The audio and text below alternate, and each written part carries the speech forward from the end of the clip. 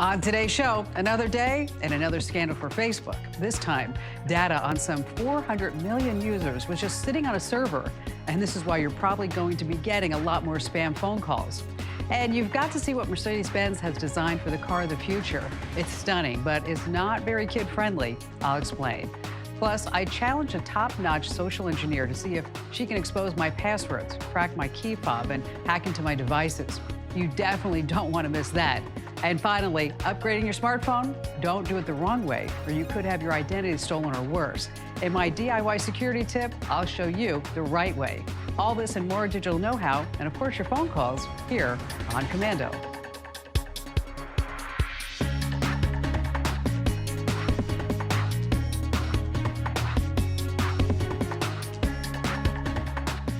All right, let's start with Facebook. And in this latest edition of What a Ship of Fools, an exposed server was found storing, are you ready for this? Records for 419 million users just out there on an open server with no password. Classic Facebook. The database contained profile info, phone numbers, locations, and other personal details. Your phone number was sitting on some server is especially irritating. It can open you up to fraud attempts, scam calls, and SIM swapping attacks, as if we needed more. Facebook didn't pull the server until they were notified by TechCrunch. But of course, they're downplaying it, saying it's half the number being reported because of duplicates and many records are old. I'm not sure how that makes it much better. More info on this link is over at komando.com, of course. And on the heels of this, Facebook announced their dating service is launching in the United States. Yay! To find love on Stalkbook, you need to be at least 18 and set up a profile that also uses your Instagram account. It doesn't try to fix you up with friends unless you use the creepy secret crush feature. Then Facebook algorithms will step in to help you find love. And if your feed looks like mine, the odds might be good, but the goods are odd. You've probably seen how eerily realistic deepfake videos have become. One celebrity's face is transposed onto another's head, or an actual video of someone is modified to look like they're saying something that they're not. The problem was the voice, but not anymore. Here's a new term to learn. AI-based voice fraud is known as vishing, with a V. And get the load of this. Back in March, the CEO of an energy firm in the UK got a phone call, presumably from his boss at the parent company in Germany, urgently requesting a money transfer to a supplier. The executive didn't think twice and wired $243,000. Yikes. Forget phishing emails and spoof calls. Now you've got scammers with AI tech that can make them sound realistic and exactly like the person in charge anywhere. If you get a call like that and it sounds suspicious, do what you've always wanted to do and tell the boss no. If it's a real request, you'll probably end up getting a nice face-to-face meeting. At least that can't be deep-faked yet. And speaking of money, there's a seemingly endless list of options when it comes to transferring money. Credit cards, a thing of the past. Mobile payment apps, so 2010. Amazon is working on their own style of paying for things. All you need is your hand. Amazon engineers are testing biometric scanners that can detect a quick pass of your hand in a project codenamed Orville. Just wave over the scanner, no need to touch anything. Then you, or your hand rather, gets charged based on the credit card you have on file. The plan is to roll the tech out to select Whole Food stores owned by Amazon, then eventually to every Whole Foods nationwide. This news kind of takes the luster out of that trendy new titanium credit card making its way into the wallets of iPhone owners everywhere. But as far as Amazon goes, can't imagine that they're too worried. They can just tell Apple to talk to the hand. It'll be 12 to 18 months before we hear from the NTSB as to the actual cause of the tragic California scuba boat fire that unfortunately killed 34 people. But witnesses, fire experts, and other dive boat operators have a theory: lithium-ion batteries.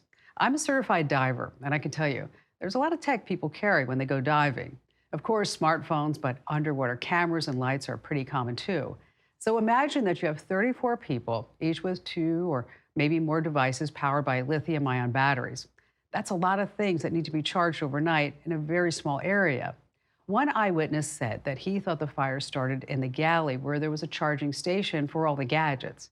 Now, the fire on board the Concepcion originated with an explosion. Lithium-ion batteries are high energy and very dense battery systems. They're not ordinary batteries. When you fly, don't pack them in your checked baggage. Turn them off when you're charging. As for the Concepcion, This is a big theory that must be tracked down. And finally, you may know someone who's lived most of their life without ever using modern technology and has no interest in starting now. Sure, maybe they have a phone, but it's not a pricey smartphone. Others might have a tablet, but surely not a gaming system, right? Actually, video games are more popular among the older population than you might think. NBC News highlighted a few senior citizens, like 88-year-old Audrey Buchanan, who plays every day a video game on her Nintendo 3DS XL. And get this, that game she plays, Animal Crossing New Leaf, she's put in more than 3,500 hours playing it, while also using it to connect with her grandson across the country, she says. Then you've got 83-year-old Shirley Curry, who prefers online gaming and posting videos of her gameplay to YouTube. Want to guess how many followers she has? You're wrong. 700,000 people, most of whom are teenagers. The company behind the Elder Scrolls game she plays even plans to immortalize Curry as a character in an upcoming version. So the next time your kids get stuck on a level and you can't help them out, have them check in with grandma. She might be able to give them a few pointers. So what will the world look like in 50 years? I'm going to give you a glimpse into the future in our Tomorrow's Tech Today.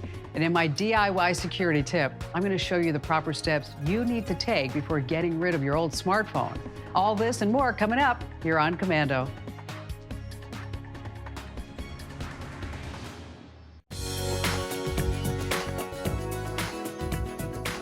You can Google anything, but to get my trusted advice, there's only one place to go. Visit my website, komando.com. Whenever you need a digital hand, I'm always there right for you. And how about we start this week's show with Lisbeth in Atlanta, Georgia, listening to us on the big WLS. What's going on? Well, I bought my kid an Xbox a couple of years ago for Christmas, and I am not a gamer. I don't play games. But when I got it and I set it up for him, I had to give my credit card information in order to have an account. Right. With Xbox.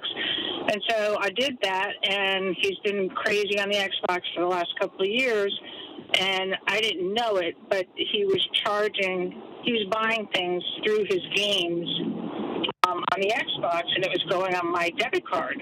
Oh, gosh. So let me ask you a question. How much did your son rack up in total? Well, when I finally figured out what was going on, it was probably about $1,500 in the 3 years that he's had the Xbox. Wow, that's a lot. Yeah. That's a lot of money. So I'm like, how can you let this kid, underage kid, spend all this money and nobody attempts to make contact with me saying all these charges are getting charged to my debit card. And the people at Xbox were like, well, you left your card in there. You're supposed to take it off if you don't want them charging stuff. I'm like, well, nobody ever says that to you, and it doesn't come with written instructions. Yeah, that's, it's unfortunate because you're right. I mean, it's not like it comes up and it says, okay, if you don't check this box, if you don't want your kids to do this. I mean, it's the same thing with apps on your phone, too. I mean, kids can rack up all kinds of charges on that as well.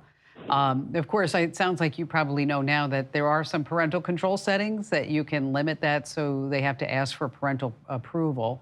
And then there's also timers. And are you getting a weekly email from Xbox? No, I do not. I'll post instructions on how to do that. So I get an email once a week, even now, and it says, these are the number of hours that he played. These are the games that he played.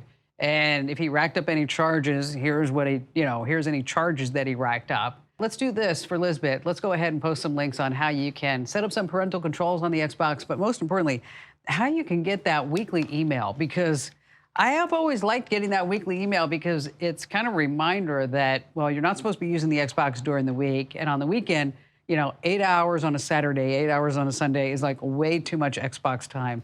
But it kind of comes with, when you get that email, it's kind of a talking point for you and the kids to say, okay, what's exactly going on here? Lisbeth, thank you so much for your call. Over 80% of all property crimes go unsolved because of a lack of evidence. Well, cameras certainly help. Just look how popular video doorbells have gotten in recent years. But what if those crimes are happening on the streets? I mean, it's not like you can put cameras everywhere. Actually, you can. Garrett Langley came up with something that he calls flock safety to capture one piece of evidence that police need to solve these crimes. And we also have Cody Strub, who's the head of a homeowners association, and they're using flock safety in his community. Garrett and Cody, thanks for joining us. So first, Garrett, let me ask you a question. How did you come up with this idea about using technology to capture all these license plates and HOAs? Thanks, by the way, for having us. Yeah, it's actually, I'm just a regular guy that lives in a neighborhood not too dissimilar from Cody.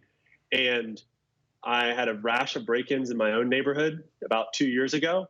And so when I called my local chief, he said, "Hey, Mr. Langley, it's not for lack of effort. Property crime is hard to stop. But if we had a license plate, we could do something." So I happened to be an electrical engineer from Georgia Tech. I called a buddy of mine who was a computer science major, and we went to work right on my kitchen table. And a few months later, we had a prototype. And then about 60 days later, we had made our first arrest. And that was kind of the beginning of everything. 60 days later, you had your first arrest? This was honestly supposed to just be a fun side project. Like, we both like to tinker with things. So we put them up in my neighborhood, and someone stole just a common road bike, not anything dramatic. And the Atlanta Police Department did their part. They took the evidence, and within a few days, that person was apprehended. Wow, that's something. Okay, so now you called it flock safety. It's a standalone pole from what I saw with a camera on it, and it's all solar powered. Tell us more about that. Yeah, so when you break down the core technology, there were two kind of critical hypotheses that we had said. The first was, can we build this product that requires no infrastructure? So traditional projects that use outdoor cameras require power and internet, but you don't have that at the beginning of a neighborhood, right? You don't have power, you don't have the internet. So we said, can we build a camera that can run off of a solar panel and use 4G for its backhaul? That was the first part. The second part was, can we also build a product that's affordable enough for the common neighborhood? So we were fortunate to be able to take advantage of all of the innovation that's happened with our smartphones. And when you think about it, what does a smartphone have? A battery, 4G, a good camera. It's really just a flat camera at that point. What's the price point on these things? So it winds up being $2,000 a year. And so for an average neighborhood like Cody's, that's about $20, $25 a house. And then, so do the residents help subsidize those costs? Yeah, so often what will happen is a neighborhood will band together, hence the name Flock Safety. Our common belief is that as a community, we're stronger together. And that as a community, if we work together, we can actually eliminate nonviolent crime. Cody, how many cameras do you have set up in the area? And then who's allowed to see all that footage? Hey, Kim. So we have 3 cameras set up in the neighborhood. It's actually on all of the exits leaving our neighborhood. There's 3 people on the board, the Hillcrest Estates board, that have access to the cameras. And the only time we access the cameras is actually if there's been an incident and a police report has to be filed by one of the residents. Okay, so with the license plates, you not only get that, you get the make, model, color of the car, all this other good stuff. Now, of course, people are going to be sitting back saying, oh, well, what about my rights? I mean, what if I don't want my license plate tracked every time I go in and out of a community? We believe there is a line in the sand you can draw where you're increasing public safety without managing to erode privacy. So the first is, we delete all of the footage after 30 days. So no matter what, you're talking about 30 days of footage. The second thing we do is we do provide an ability for residents to say, hey, I don't want my license plate captured, opt out. And whenever that vehicle drives by the camera, it's automatically deleted. So when you describe this to the people in your community, I mean, you're in charge of the HOA, did you get any kind of pushback? We actually spent a lot of time talking about it with the board, trying to come up with what kind of feedback we're going to get, what kind of pushback, that kind of stuff. And to our surprise, everybody was actually way for it and 100% behind it. So if a resident in the community opts out, does that raise all types of red flags like, why are they doing that? There is an option for a safe list where you can type your license plate, that kind of stuff in. But we haven't really had anybody that's come to us saying they wanted to opt out or not be involved in it. So we did put it to a quick vote. No, we had no nays in the audience. So your product has really taken off. No pun intended, flock safety. It's pretty exciting.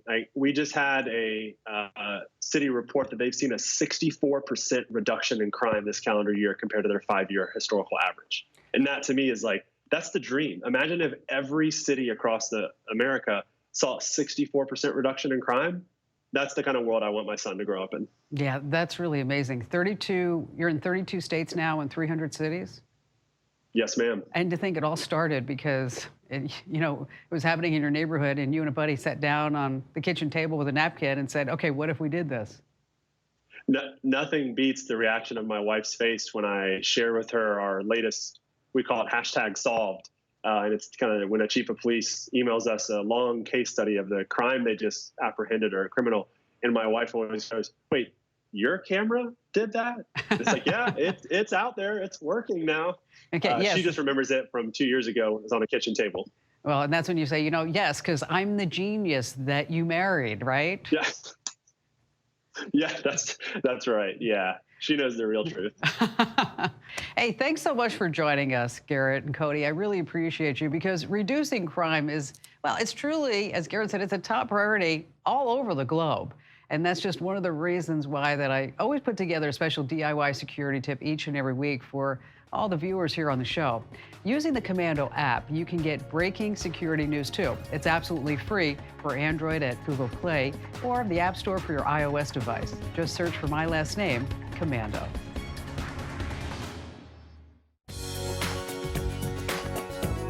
So how'd you like to use an advertising-free social media site? You're gonna love our Komando community. Check it out right now at community.komando.com, and I'll see you there. Well, it's time now for America's favorite radio game show sensation. You know what it's called, brand new or not true. That's right, so many tech products get released week after week, and quite often we sit back and we go, what were they thinking? I'm so glad I don't have my money wrapped up in that. So that's how we came up with brand new or not true. So you're presented 3 products. 2 are fake, 1 is real. And joining us here in the studio is the chairman of the board. Yes, my husband, Barry Young. Thank you very much. Thank you. They're genuflecting for me. Look at that. I don't think so. They were not. So I've won, you won, and so now you're back. Yeah, well, the problem is I won one of them, and you won one of them, but I got nothing because I was stupid enough to do double or nothing, and that's what I walked away with. So we're not going to make that mistake anymore.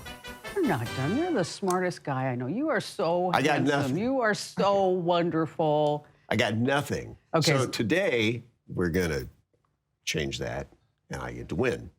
And I've been given an inside tip. You have been. Yes, it's not all of the above. Excellent. Yes. That's very good. Are you ready? Yes. For 3 products? Right. Okay, number 1. Okay.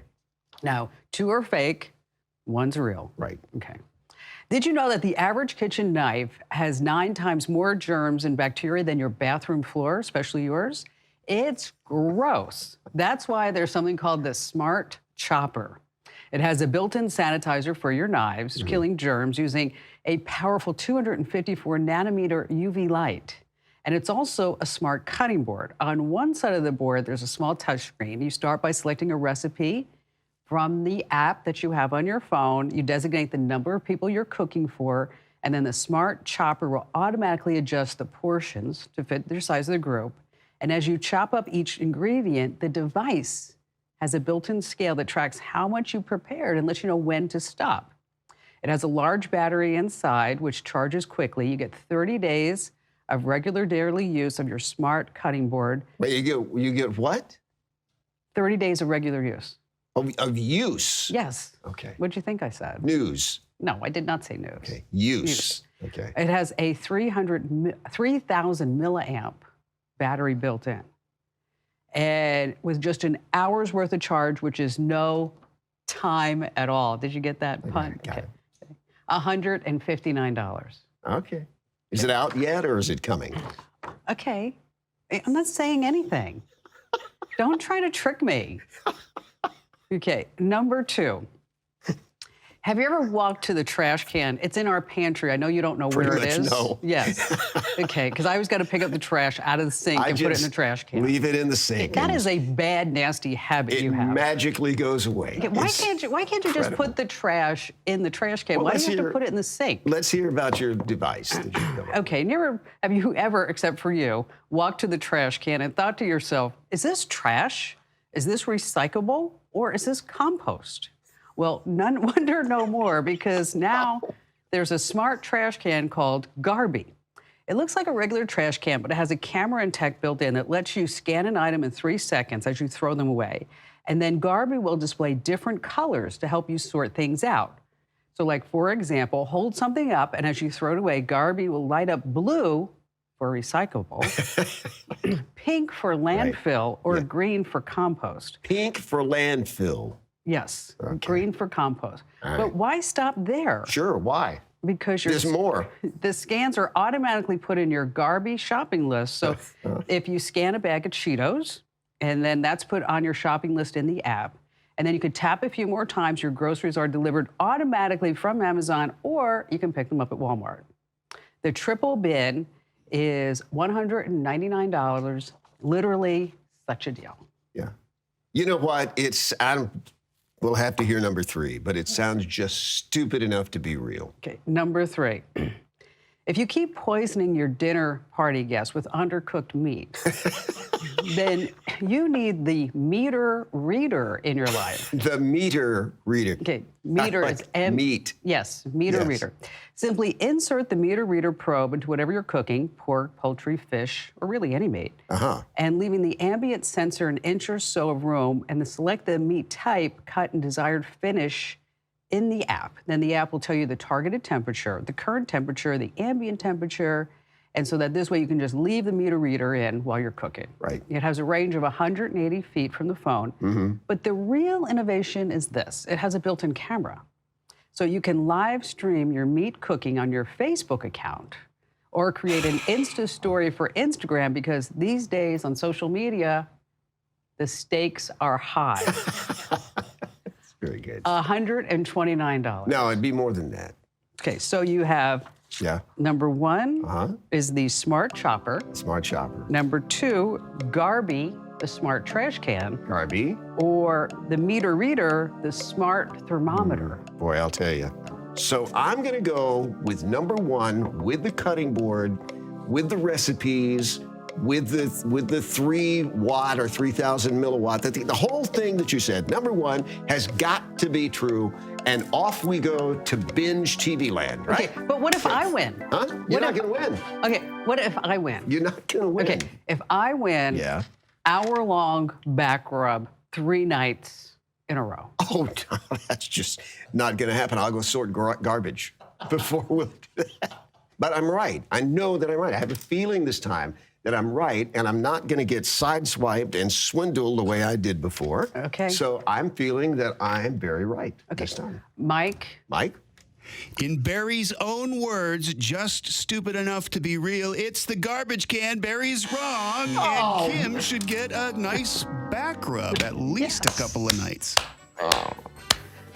Loser. Let me ask you a question. How much am I getting paid to come in to do this? It's an honor. It's a privilege. Is it? Yes.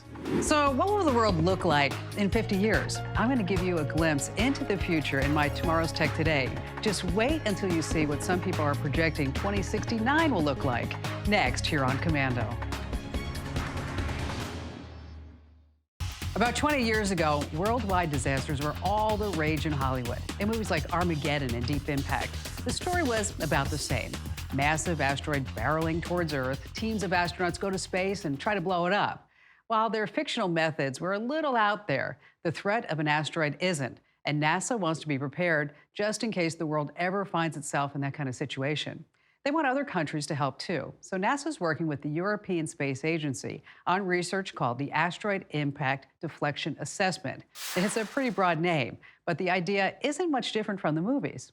This future tech plan calls for us to launch a spacecraft, unmanned, and crash into an asteroid as a way to deflect it. They want to try it out by deflecting the orbit of one of the asteroids that hang out between Earth and Mars, with a special-made NASA craft set to launch in 2021. An Italian satellite would monitor the impact. Then the ESA would launch a probe a few years later to study the effects. But at least there's a real plan in case there's ever a real threat. It just won't be Bruce Willis saving the day. All right, assuming that we don't get destroyed by an asteroid, what do you think the effect of technology will be on our world 50 years from now? We've got new predictions, this time coming from a report put together by Samsung using a group of experts from various fields. Here are some of the highlights of what they think will be commonplace around 2070 or so. Now, the least surprising predictions: mass production of 3D printed organs, implants that monitor your health, along with flying buses and taxis. Work in those areas, well, it's well underway. Same goes for interactive movies and video games through VR. Here's where it gets interesting. How about underwater highways you travel through in special pods? Then there are underground skyscrapers able to withstand powerful earthquakes. Now, going the opposite direction, space hotels that orbit the moon or maybe even another planet. If you're familiar with the Harry Potter franchise, then you know about the major sport Quidditch. They also predict that'll be a reality. But instead of flying players on magical broomsticks, they're going to be on hoverboards. Hopefully, one future prediction is that Samsung will release a reliable foldable phone sometime within the next 50 years. Okay, ouch. Something that's not in the distant future is augmented reality and how it's making its way into various fields like medicine. There's a company called BrainLab that already supplies training software in specialty areas, such as for surgeons, and some of their products are getting an upgrade. They just signed a deal with another company called Magic Leap, which specializes in augmented reality. So instead of just studying images and manipulating software to prepare surgeons for upcoming procedures, now they're going to be able to create 3D renderings of brain scans and body parts that they can actually interact with. So you see, AR isn't just about playing Pokemon Go or feeding virtual dinosaurs. And I don't know about you, but if I'm ever about to go through a major surgery, I'd feel a little better knowing that the doctor had, say, a practice run first. All right, when we're talking about the future of tech, we can't leave out the advancements coming to cars. And with future cars, so much focus is put on, will they ever fly?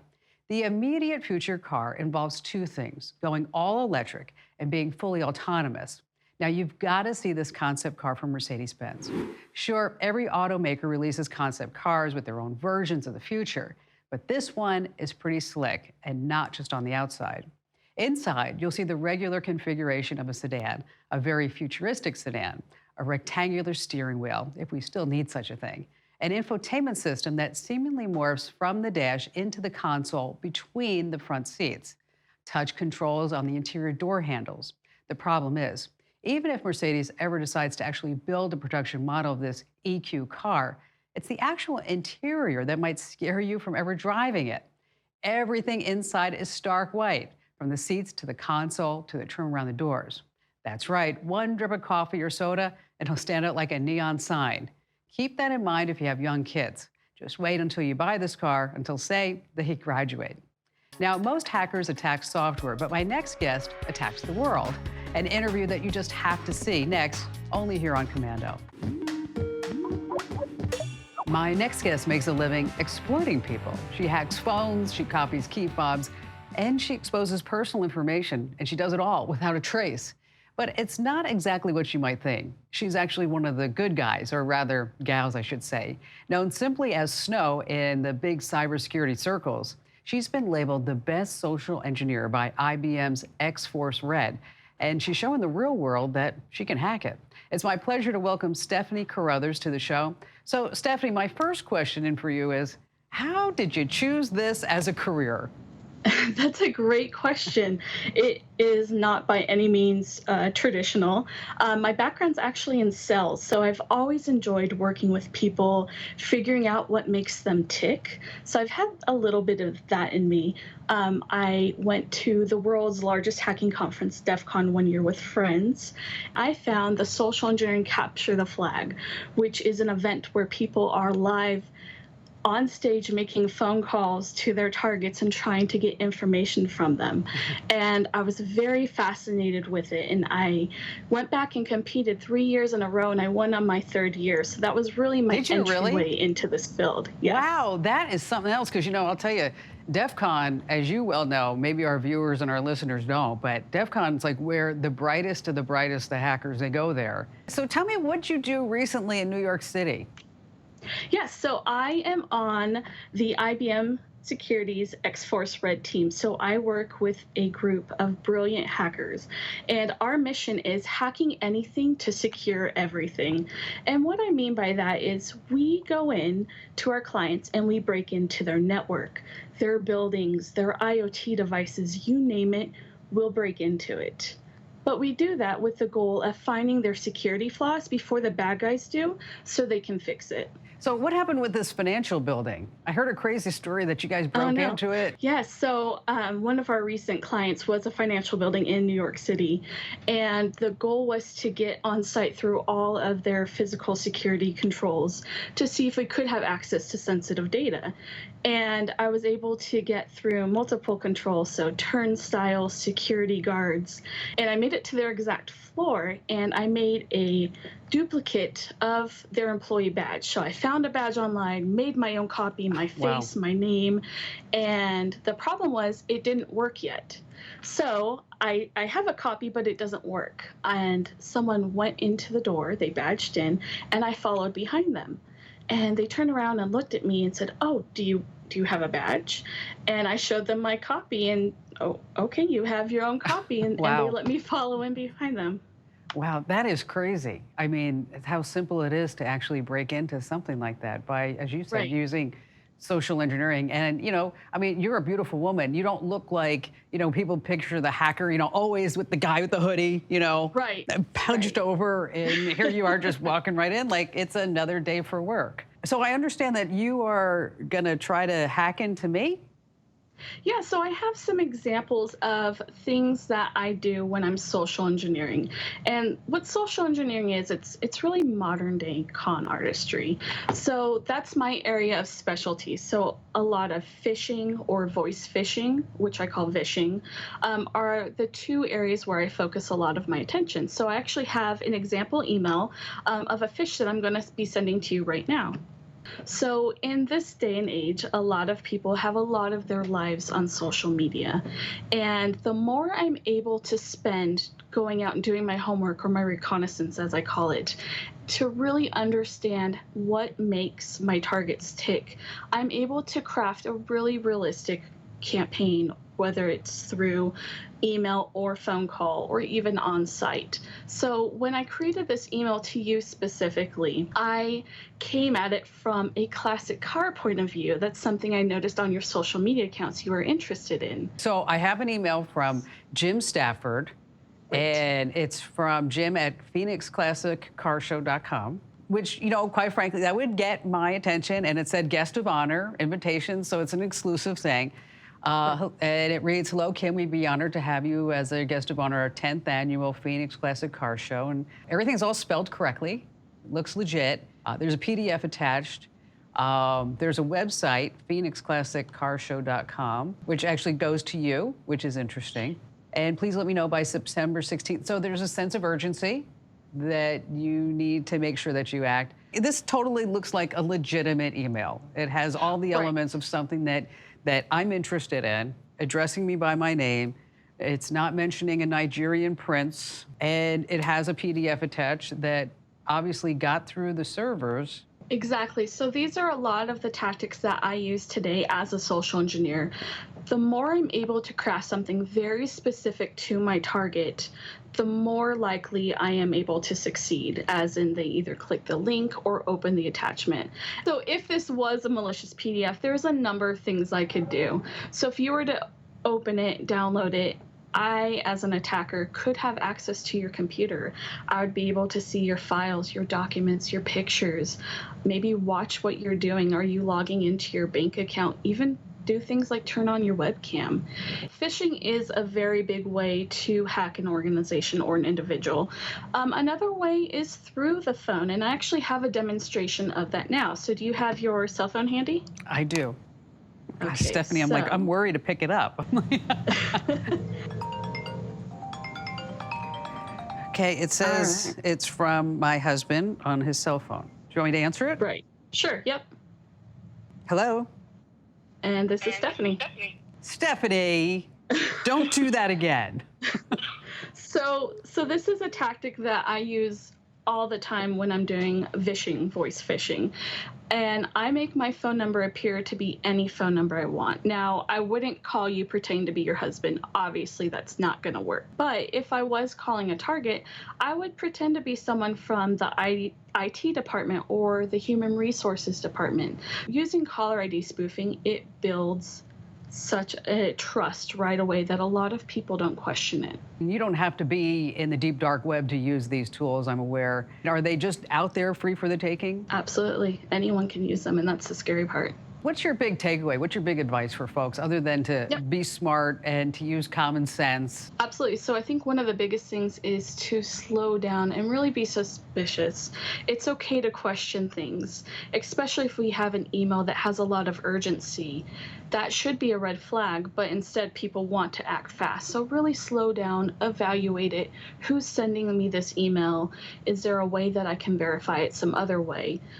Just taking the time. Something else is enabling two-factor authentication on any account possible, whether it's social media, your banking accounts, any work accounts, emails. This really adds that extra layer of security. Also using a password manager.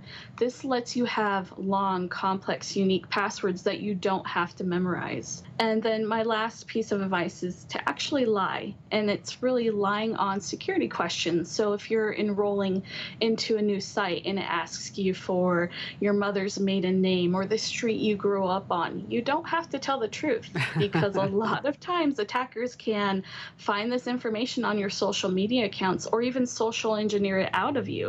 So if you lie, this really prevents attackers from trying to reset your passwords.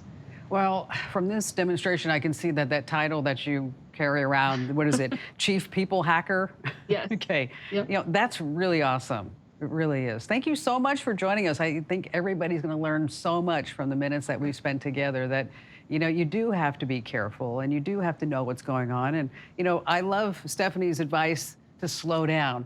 So thank you so much for hacking me, I guess you'd say, Stephanie, because knowledge is power. And that's why it's super important to stay up to date on the latest security alerts, scams, and data breaches. So you know how to protect yourself. And we've got your back 24/7 over at komando.com. Get our free breaking news security alerts. Just sign up at the website komando.com/subscribe. Upgrading your smartphone? Well, don't do it the wrong way, or you could have your identity stolen or maybe something worse. Next, in my DIY security tip, I'm going to show you the right way here, only on Komando. Time now for our digital life hacks tip, and every week we put one of these together for you. And this week, well, if you want to get scammed, go ahead. Just Google "make big money from home" and then just start clicking all those links. The internet can be such a cesspool. But there are plenty of legitimate ways to make money online working from home. So we did all the heavy lifting for you and put together this incredible list of legitimate ways that you can make money at home. Now, just because you're working at home doesn't mean you just sit around in your bunny slippers. It's a job. You have to perform. And some of these jobs will require interviews and certain tests. So just like there's no Nigerian prince just waiting to send you $1 million, there's no easy road to making money online. Now, if you move fast enough, you could earn some extra cash for the holidays. So here are some opportunities for you to check out right now, starting with something that we all know. Yes, no one can read a doctor's handwriting. That's why you want to get into transcription services. And you can do it on home, on your schedule. There are sites like Daily Transcription. There's also Indeed specific searches. As I go through all of these, I don't want you to worry about writing them down because I'll tell you where you can tap into the whole list. Number 2 is, what about becoming a freelance writer? You think you can write? Why not start making some money at it? There's journalism jobs, Indeed, Writer's Access, Freelancer, Upwork. If you like to write, you could also be a blogger. You can quickly create a blog over on Google. We've got an ebook, by the way, about how to start a blog and make some money. Now, here's something you may have never thought of. Search engine evaluation. What? Yes, you can make money by companies paying you to say, can you just Google search this on your computer and see what happens? We've got links to Applin and also iSoftStone. Virtual assistants, you can make up to $30 an hour, right? This is something you want to check out. You can also be part of an answering service for doctors and dentists. You could sell things online on Facebook Marketplace or Etsy. What if you want to be a secret shopper? You go to stores and you buy things. Well, that's where an app like Field Agent comes into play. Or you can complete everyday tasks by using TaskRabbit. You can be a call center rep. You could, of course, work for Uber or Lyft. What about social media? If you know a lot about that, you can be a social media consultant over at jobsandsocialmedia.com. If you like dogs, why not become a professional dog walker with WAG, or a pet sitter with Rover, a tech support rep, an online teacher, a Teachaway. You can be an expert over at Just Answer. I like this one. What would you like to be? A virtual bridesmaid, or maybe a real bridesmaid? That's right. People are actually hiring bridesmaids for their weddings. You just have to wear one of those goofy little dresses and then do your hair and makeup and show up. If you're a photographer, how about selling your stuff online over at Fine Art America or ImageKind or iStock Photos, Shutterstock? See, these are the legitimate opportunities. As I said in the beginning, the worst thing you can do is just Google search, make money online. No, don't be a dummy. Don't do that. We have links to everything that I just mentioned free for the taking over at komando.com. Once you're there, just hit that Show Picks button right on the homepage. All right, it's time now for our DIY security tip. And even though people are holding on to their smartphones longer, they're upgraded every year by the manufacturers. So this means you go buy the new phone, you get rid of the old one. But unlike an old refrigerator or television, an old smartphone, think about it, just contains a ton of valuable personal data. You've got names and phone numbers, addresses, credit card numbers, social media accounts, and don't forget all your saved passwords and those apps and sites. And when it's time to get rid of your smartphone, whether that means disposing of it, trading it in, or selling it, you have to make sure the new owner doesn't have access to your stuff. But don't worry, I've got your back. If you're ready, let's get started. I'm going to tell you exactly what you need to do. First up, you want to make sure that you wipe your data from your old phone. Okay. Whatever you do, no matter the circumstance, do not just hand somebody your old phone and think that they're going to do it. Don't worry, we're going to tell you how to do it in the Settings app. You can hit Reset, and then if you're on Android, erase all content and settings, and then we have your back covered too. We're going to cover Galaxy, Pixel, Huawei, and other phones. The next thing you need to do is to totally disable iCloud, Activation Lock, and any device trackers that you've signed into. Now, these activation locks are designed to attach a specific account profile with the device. This prevents a thief from just simply erasing a phone and loading it up. We're going to walk you through step by step on how to do that on all the popular phones. And then finally, you want to remove any SD cards and SIM cards for your privacy. That goes without saying. Those are your lifeline for your phone, especially if you had any extra storage. Who knows what might be on there. And so, we have the steps for you. Look no further than the official homepage of the Kim Komando Show. That's KOMANDO.com. Once you're there, hit that Show Picks button right on the homepage. Standby control. Cue Kim. So technology has made our lives so much easier and better in so many ways, but is it also making our fuses shorter? I'll explain next here on Komando. While patience is a virtue, people are growing more impatient every day. The culprit, modern technology and all the gadgets and gizmos it's given us. In England, researchers studied 2,000 adults, all of whom enjoy the same long list of modern tech luxuries found in America. It seems that smartphones, on-demand television, and the internet are all to blame for our ever-growing so-called impatient anger that now stretches across every aspect of our lives. Get this, the average person now becomes frustrated and irritated after just 16 seconds waiting for a web page to load and only 25 seconds sitting in traffic. It's not uncommon for cursing to begin if a movie doesn't start streaming after 20 seconds of waiting. We expect things to happen instantaneously, sometimes even when waiting for people to answer a question. How many times have you said, oh, forget it, I'll just Google it?